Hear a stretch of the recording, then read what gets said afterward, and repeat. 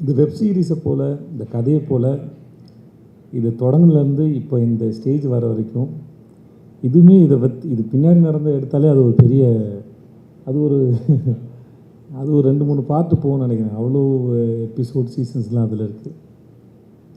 But எல்லாத்தையும் தாண்டி இன்றைக்கி இந்த மேடையில் இவ்வளோ பேரோட இந்த இந்த போஸ்டரையும் இந்த ட்ரெய்லரையும் டீசரையும் இன்றைக்கி நடக்கிறதுக்கு காரணமாக இருந்த அத்தனை பேருக்கு நன்றி. Especially Jio Hotstar, Pradeep Milroy, Kutty sir and Bala sir and everybody. Of course நான் அவங்களுக்கு சப்போர்ட் பண்ணதாக சொல்லலாம். பட் இருந்தாலும் அவங்க என்னை நம்பினது, உள்ளே வந்தது, இங்கே வந்ததுக்கப்புறம் தெரிஞ்சது தமிழில் பண்ணுற இது பெரிய வெப் சீரிஸ் இதுன்னு. ஸோ இந்த அனுபவத்தையும் இதுக்கு எனக்கு கூட இருந்த உங்கள் அத்தனை பேருக்கும் ரொம்ப ரொம்ப நன்றி sir. And I love you so much. அது பிக் பாஸாக இருக்கட்டும், இங்கேயா இருக்கட்டும், எனக்கு பிரதீப்புக்கும் எந்த ஒட்டு உறவுமே கிடையாது. பெரிய பழக்கம் இல்லை, பேசிக்கிட்டது ஒன்றும் இல்லை. அதிகபட்சம் பார்ட்டியில் மீட் பண்ணியிருப்பேன் இன்றைக்கி ஒரு 4 முறை. அந்தால் ஒரு பிரதீப் வந்து ஒரு மயக்கி, ஒரு பசப்புக்காரி மாதிரி, ஒரு மாதிரி அந்தால் வெரி அட்ராக்டிவ். எந்த ஒரு ரிலேஷன்ஷிப்பும் இல்லை, பெருசாக க்ளோஸ் கிடையாது, பர்சனலாக பேசினதில்லை. ஆனால் எனக்கு இந்த மாதிரி சில பேரோட ரிலேஷன்ஷிப் ஏற்பட்டுரும். நான் சொல்கிறது ஆம்பளைங்களோட சொல்கிறேன். ஸோ அதனால் அப்படி எனக்கு பிரதீப்புக்கு எனக்கு அப்படி தான் இருந்தது. எனக்கு பிக் பாஸ்க்குமே அந்தாலும் அப்படி தான் இழுத்து போட்டாப்புல. நான் ஆஃபீஸில் இருந்தேன், உங்கள்கிட்ட பேசணும்னு சொல்லி வந்து சோஃபாவில் சாஞ்சார், என்னையும் பக்கத்தில் சாய சொன்னார். ஏதோ சாயந்தரம் மாலை வேலையில் பாய் ஃப்ரெண்ட் கேர்ள் ஃப்ரெண்ட் பீச்சில் சாய்ந்து உட்காந்துருக்கா மாதிரி உட்காந்துட்டு, நான் ஒன்று கேட்பேன், நீங்கள் நோ சொல்லக்கூடாதுன்னு. ஏதோ மேரேஜ் ப்ரொப்போசல் மாதிரி இருந்தது.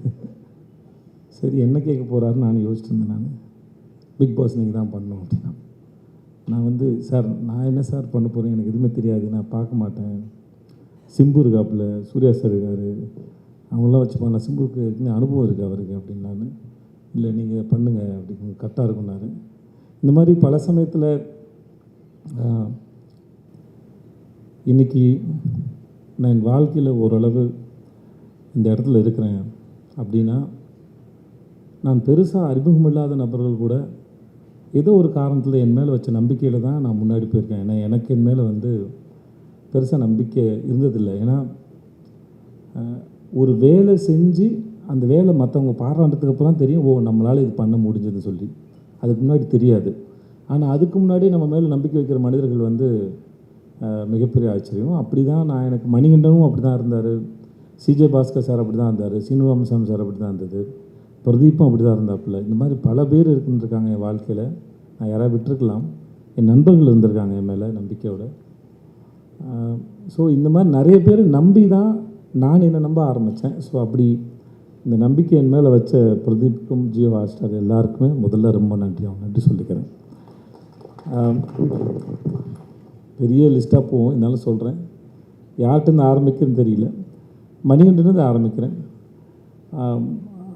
மணிகண்டனுக்கும் எனக்குமான ரிலேஷன்ஷிப்பு, ஃப்ரெண்ட்ஷிப்பு இல்லை, அது எதேச்சியாக ஒரு நாள் ஆரம்பித்தது. அது இன்னொரு நண்பர் வினோத் மேனன் ஒரு நண்பர் சொல்லி ஷார்ட் ஃபிலிம் ரெக்கமெண்ட் பண்ணேன். என்னை வந்து நேரில் பார்க்க சொன்னாங்க. நான் வந்து சார் நேரில் கொஞ்சம் சுமாராக தான் இருப்பேன், ஃபோட்டோவில் நல்லா இருப்பேன், என்னை ஃபோட்டோவில் பார்த்துருங்க சார்னு சொல்லி என் ஃபோட்டோவை அனுப்பி அப்படி தான் ஆரம்பிச்சது. அது இன்றைக்கி இவ்வளோ தூரம் வந்து சேர்ந்துருக்குன்னா அந்த மணிகண்டன்ற ஒரு ஆளுடைய அறிவு வந்து ரொம்ப ஆச்சரியமானது. அவர் எந்த ஒரு விஷயத்தையும் அவர் பார்க்குற விதமாக இருக்கட்டும். இந்த ஒரு பையன் பேசினாங்க, தம்பி உன் பேர் என்ன? முகேஷ் வரைக்கும் இல்லை, இங்கே ஒர்க் பண்ணுற எல்லாருக்கும் மணியோட பலன் அத்தனை பேருக்கும் தெரியும்.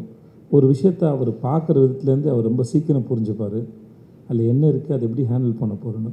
ஒரு ஆக்டர்ஸை ஹேண்டில் பண்ணலேருந்து அவர் எழுதுறதுலேருந்து ரொம்ப நமக்கு ரொம்ப கஷ்டமே இருக்காது. ஆனால் அது ரொம்ப ஆழமாக இருக்கும். எனக்கே பல சமயம் வேலை பார்த்து முடிச்சதுக்கப்புறம் தெரியும், ஓ இந்த ஆள் இவ்வளோ யோசிச்சு இதை உள்ளே வச்சுருக்காரா அப்படின்னு. ஸோ அப்படி ஆச்சரியப்படுத்தக்கூடிய மனுஷன்தான் மணிகண்டன். நான் அது எனக்கு தெரிஞ்சு 2008 எனக்கு அவரை தெரியும். இப்போ வரைக்குமே வந்து அவர் எழுதுறது எல்லாமே எனக்கு ரொம்ப இன்ட்ரெஸ்டிங்காகவும் ரொம்ப ஆச்சரியமாகவும் இருக்கும். So thanks to Mani for this web series, for everything. எல்லாமே சரி. எனக்கு அற்புதமான படங்களை கொடுத்துருக்கார், அற்புதமான பாடங்களை கொடுத்துருக்கா. ஸோ மணிக்கு ரொம்ப நன்றி. அப்புறம் தொடர்ந்து மணியால் பண்ண முடியாமல் போனபோது எங்கள் எடிட்டர் அஜித் சார் தான் வந்தார். சார் தூங்கிடாதீங்க சார், நான் தான் சார் கடைசின்னு நினைக்கிறேன். ஓகே, ஸோ அஜித் சார் தான் வந்தார்.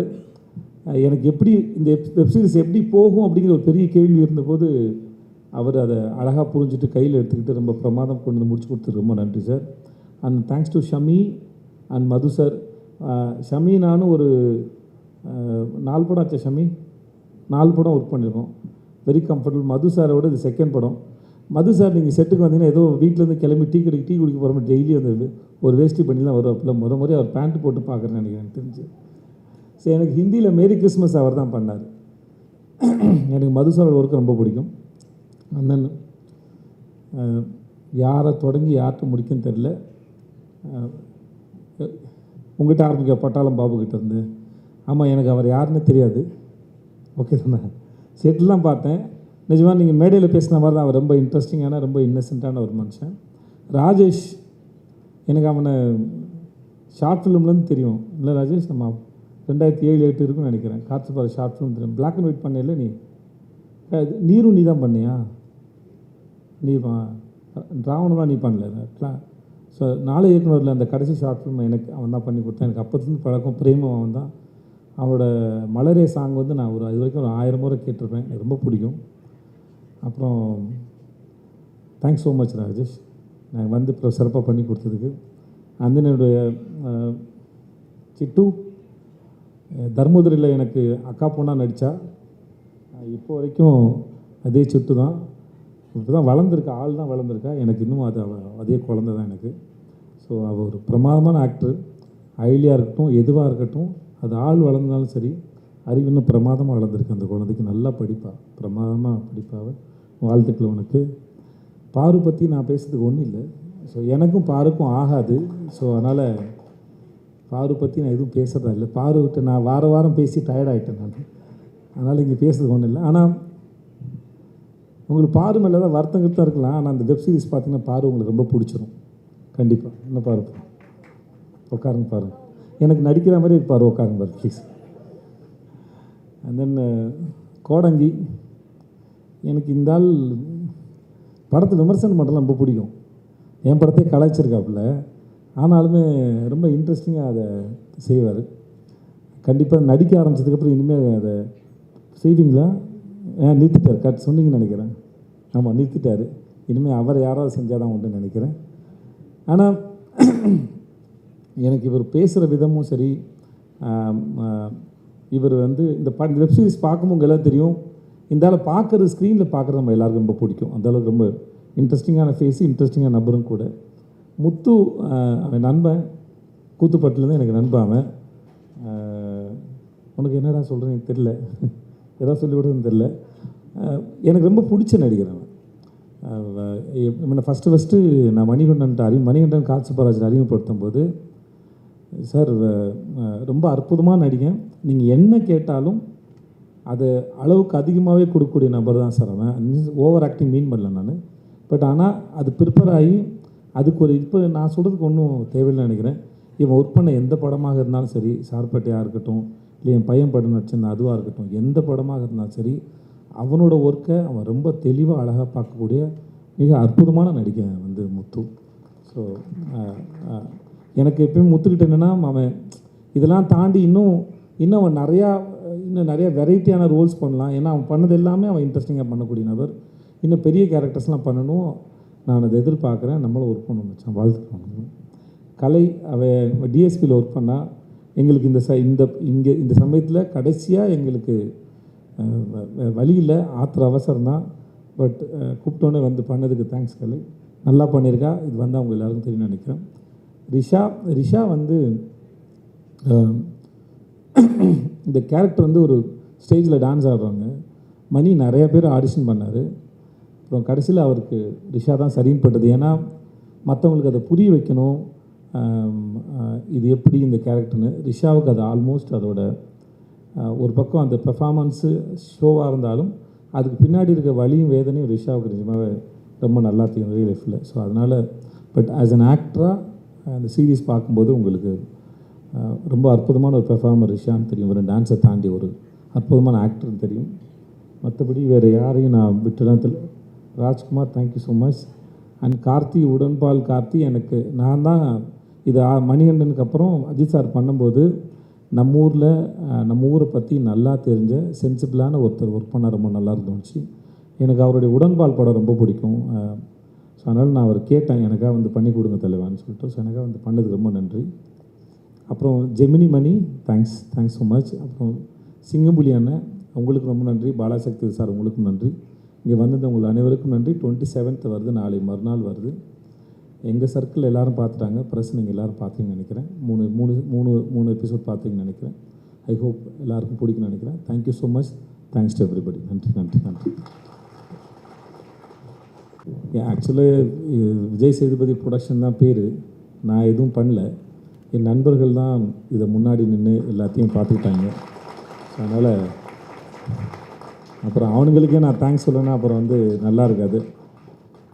Thanks Chandru, John, Senthil, Karthik and Thirumaran, Santhosh எல்லாருக்குமே ரொம்ப நன்றி. குமார் சார், செந்தில்.